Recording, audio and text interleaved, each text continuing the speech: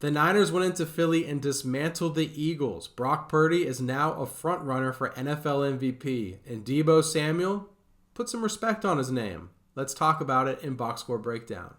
Deebo Samuel was iconic against the Philadelphia Eagles. Not only did he talk that talk, he backed it up.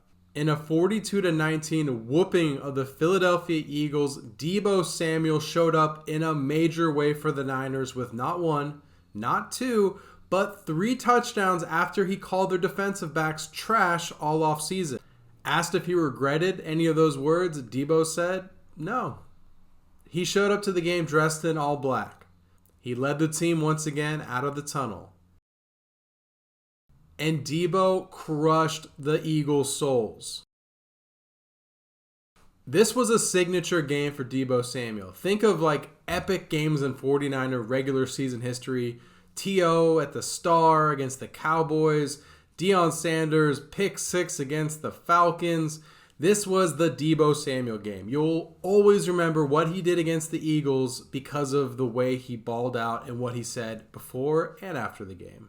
Deebo touched the ball 7 times, had 138 total yards and 3 touchdowns. Deebo got on the board with a 12-yard rushing touchdown, then had a ridiculous 48-yard break a tackle, take it to the house touchdown catch, and he wasn't done.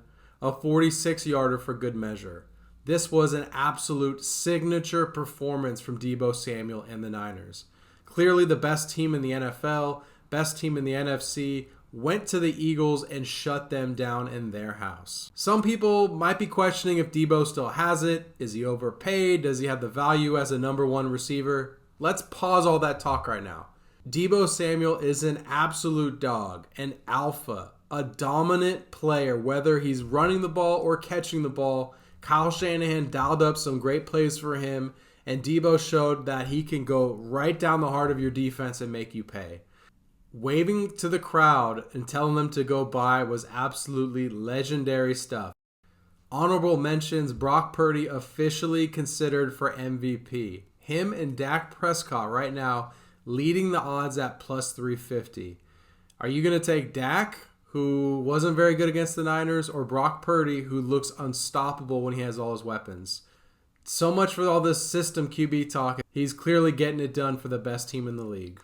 All right, we got to talk about Big Dom on the Eagles sideline. I've never seen a sideline enforcer, security person, get involved and get thrown out of a game. I know Eagle fans and former players love Big Dom, but yeah, I don't know. Is he the official mascot now? I'm not quite sure what to make of Big Dom. You're not on the team. You're not that important. Take a step back and sit there and do security. Don't try to break up whatever pushing matches happen on the field. Not for you, bud. Gardner Minshew now 7-3 as a starter for the Colts, and his dance moves better than Jim Irsay. We gotta have a dance off. Who is the best dancer in the Colts locker room? I'm curious to know.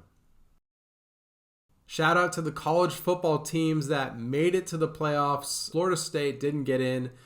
Yeah, it's tough when you go undefeated, but unfortunately, you lost your starting quarterback and you're not in the SEC. So Alabama, they're always going to get the nod when it comes down to a eye test or a discrepancy. That's the power of big business in college football. Jordan Love left for dead, but he's back. He's back. And the Packers have the Midas touch at quarterback. For some reason, they just go from one franchise starter to another. Jordan Love beats the Chiefs on Sunday Night Football. 3 touchdowns in this game for Jordan Love. And yeah, the Packers not out of it just yet, and they might sneak in as a wild card. Thanks everyone for watching this episode of Box Score Breakdown. Stay tuned for more, and we'll see you next time.